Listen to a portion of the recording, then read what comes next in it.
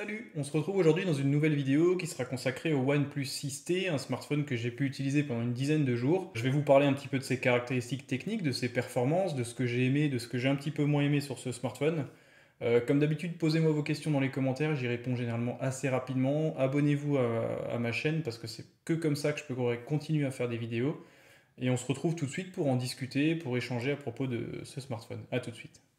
OnePlus, bien sûr, vous les connaissez. À l'époque, ils ont révolutionné un petit peu le marché mobile parce qu'ils ont commercialisé le OnePlus One, qui était vraiment un smartphone ovni dans le segment de la téléphonie. Il avait vraiment des composants très très performants. Seulement, il avait un placement tarifaire qui était de l'ordre de 300 à 400 euros, alors qu'il embarquait le meilleur processeur Snapdragon de l'époque, un 801, je crois, ou quelque chose comme ça. Et donc c'est vraiment cette philosophie qui aujourd'hui se retrouve dans ce OnePlus 6T. Rapidement, en termes de caractéristiques, vous avez un superbe écran 6,41 pouces en définition Full HD+, technologie AMOLED, donc ça veut dire des contrastes infinis. Comme je le rappelle souvent, la technologie AMOLED, ça veut dire que les pixels qui génèrent du noir ne sont pas alimentés en électricité, ce qui permet d'une part d'avoir un noir qui est infini, parce que c'est finalement des diodes qui sont éteintes, et en plus d'optimiser l'économie d'énergie, parce que toutes les zones noires sont finalement non consommatrices d'énergie et ça permet d'augmenter l'autonomie du smartphone. Définition Full HD+, donc ça suffira pour 99% d'entre nous, honnêtement, mis à part si vous faites de la réalité augmentée, mais ça je pense que c'est un marché qui à mon avis est un marché de niche. Et bien sûr son encoche en forme de goutte qui finalement ne cache plus qu'un capteur photo de 16 mégapixels. Et donc c'est un smartphone qui a une très bonne optimisation de la face avant avec un léger menton sur le bas de l'appareil qui est très acceptable. En termes de performance, vous avez le processeur Snapdragon 845. Cette version est couplée à 8 Go de RAM. Vous avez également une version un petit peu moins chère qui est couplée à 6 Go de RAM. Honnêtement, c'est un smartphone qui tourne très bien. N'ayez aucune crainte quant à l'utilisation des plus grosses applications, des plus gros jeux actuellement disponibles, que ce soit Fortnite ou autre. Peu importe, il y a tout qui va tourner sur ce smartphone. Pour ce qui est de la partie graphique, on a un GPU Adreno 630. Donc là encore, on voit qu'il y a vraiment les derniers composants actuellement disponibles, même si on sait qu'il y en a qui sont en développement, qui vont arriver pour le début de l'année 2019. Néanmoins, à l'heure actuelle, c'est ce qui se fait de mieux. Pour la partie photo, il y a une spécificité, donc vous avez deux capteurs photo à l'arrière. Il y a un capteur photo de 16 mégapixels avec une ouverture à f1.7. Comme je le rappelle toujours, plus le chiffre est petit, plus l'entrée en lumière est grande, ce qui permet à l'appareil photo de ne pas forcément monter en ISO et de ne pas saturer ses photographies en ISO, ce qui permet d'éviter le bruit numérique des photographies dès que vous faites des photos dans une zone un petit peu sombre ou des photos en soirée, etc. Stabilisation optique et numérique, donc ça c'est un très bon point.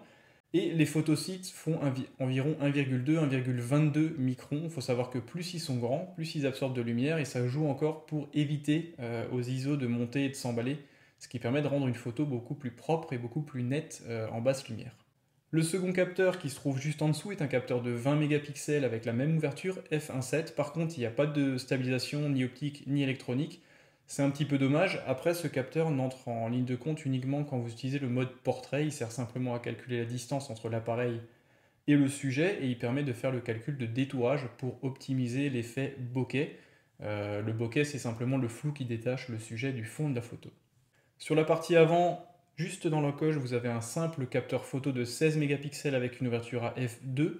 Il fait des photos plutôt propres, il n'y a pas trop de lissage, on arrive fort heureusement à supprimer toutes les retouches et les options d'amélioration du rendu de la peau, etc. Et ça donne un capteur photo relativement fidèle qui crée des photos assez propres. Il y a une stabilisation, mais qui est numérique pour le coup. Ça donne un rendu plutôt sympa. Pour ce qui est de la surcouche, je l'ai déjà dit, on tourne sur Android 9.0, donc le tout dernier Android, avec une surcouche Oxygen OS à jour. Honnêtement, c'est une surcouche qui est très agréable. Les icônes, la police, tout est paramétrable. C'est vraiment un smartphone que vous pouvez faire à votre goût. Je trouve que la surcouche est relativement légère, elle n'est pas envahissante, elle n'est pas complexe. Elle ne fatigue pas la RAM en utilisation. C'est vraiment une surcouche qui est légère et qui est dans la philosophie de OnePlus, à savoir un produit efficace, sans fioriture et qui, pour un prix entre 500 et 600 euros, permet d'avoir une navigation gestuelle, une navigation logique, facile et intuitive. En termes d'autonomie, vous avez une batterie de 3700 mAh, elle est un petit peu plus grosse que sur la version précédente, le OnePlus 6. Et le gros point fort en termes d'autonomie, déjà il est très très bon, il faut savoir qu'il a un score en termes de durée de vie quasiment similaire au Mate 20 Pro, à savoir que le Mate 20 Pro a une batterie un petit peu plus grosse, de 4000 mAh. Donc là, c'est une durée de vie équivalente et vous avez la possibilité de charger 50% de la batterie en utilisant le bloc Dash Charge qui est dans la boîte 50% de la batterie en 30 minutes et 100% de la batterie en 1 heure, ce qui est vraiment une performance remarquable. Le petit point négatif par rapport à tout ça, c'est qu'il n'est pas compatible avec la charge sans fil. Après, c'est pas quelque chose de particulièrement gênant pour moi, je ne sais pas si ça l'est pour vous. Néanmoins, je préfère un smartphone autonome et qui charge rapidement avec un câble plutôt qu'il fasse tout et qu'il fasse tout de travers. L'autre point important en termes de photo-vidéo que j'ai juste omis de vous raconter, c'est en termes de réalisation vidéo. C'est un des premiers et un des seuls smartphones Android aujourd'hui qui filme en 4K en 30 images secondes et en 60 images secondes avec le capteur arrière. Et ça, c'est vraiment un bon point. Apple le fait depuis quelques temps avec l'iPhone 8 notamment, filmé en 4K à 60 images secondes. C'est disponible sur ce smartphone et c'est un point qui mérite d'être souligné parce que c'est assez rare.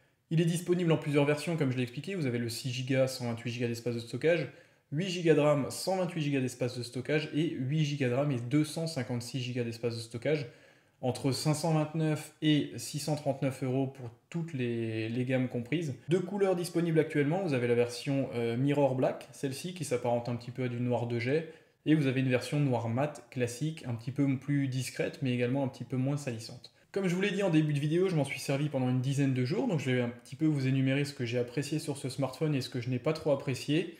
On part tout de suite pour les points positifs. Premier point positif, c'est le rendu photographique. Honnêtement, j'avais lu les tests un petit peu à droite à gauche, je pense que vous avez fait de même. Les rendus DxO, je me calque pas trop dessus parce que c'est des rendus qui sont assez particuliers. Je pense que c'est pas forcément un score qui veut dire grand chose pour le commun des mortels. Néanmoins, en termes de photographie, moi qui ai fait de la photo avec des boîtiers classiques, type argentique ou réflexe, je trouve que ce smartphone a vraiment un rendu qui est naturel. Il est un petit peu dans la droite lignée de ce que proposait LG avec le G6, c'est-à-dire des photos qui sont piquées avec une colorimétrie relativement neutre, donc très proche du visuel que vous avez de la scène que vous voulez prendre en photo. Donc très bon rendu, très piqué, beaucoup de détails. Et bien sûr, son point fort, c'est la photographie en basse lumière. Honnêtement, il y a vraiment une très bonne gestion en automatique de la montée en ISO.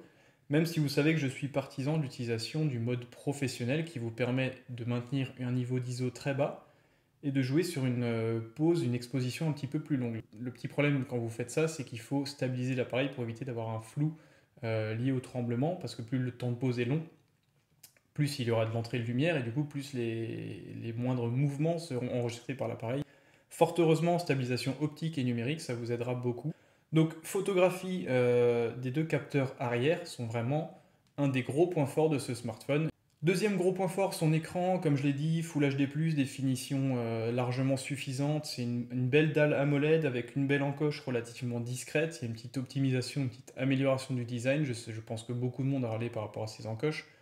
Donc très bon affichage, c'est vraiment un bel écran. On critique un petit peu la luminosité maximale parce qu'il faut généralement le mettre tout à fond si vous voulez vraiment avoir un bel écran et profiter d'une belle colorimétrie. C'est vrai que là il est au niveau max, si vous le baissez de quelques pourcents, vous avez l'impression qu'il s'assombrit énormément. Donc moi par défaut je le mets systématiquement à 100% de sa luminosité. C'est un petit peu le point noir de cet écran, le seul que j'aurais à vous énoncer. C'est sa luminosité qui, dès lors qu'elle n'est pas à fond, n'est pas suffisante.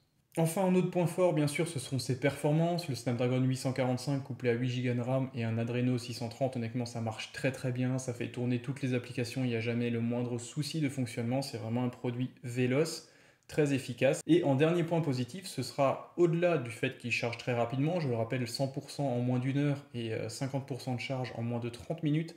C'est son autonomie, il tient facilement 2 jours en utilisation classique. Alors je ne suis pas systématiquement toute la journée dessus, mais il a vraiment une très très bonne autonomie et c'est vraiment un point fort de ce smartphone. Pour les points négatifs, eh bien, ils ne seront pas nombreux. Le premier, ce sera pour moi l'absence de prise jack. Alors ça fait un petit peu rétro, ça fait un petit peu old school, mais je trouve que la prise jack, pour moi, son maintien est quand même un point positif. Ça vous permet de charger le téléphone, de brancher vos écouteurs si ça vous chante. Donc je trouve que la suppression de la prise jack, ce n'est pas une excuse technique, à mon avis c'est plutôt une excuse marketing, donc je trouve que c'est un peu dommage. Second point qui n'est pas négatif mais qui est lié à la technologie et à la nouveauté de cette technologie, c'est le capteur d'empreinte sous l'écran qui selon moi est un petit peu lent. Honnêtement, il faut qu'on réhabitue notre fonctionnement, notre mode de déverrouillage.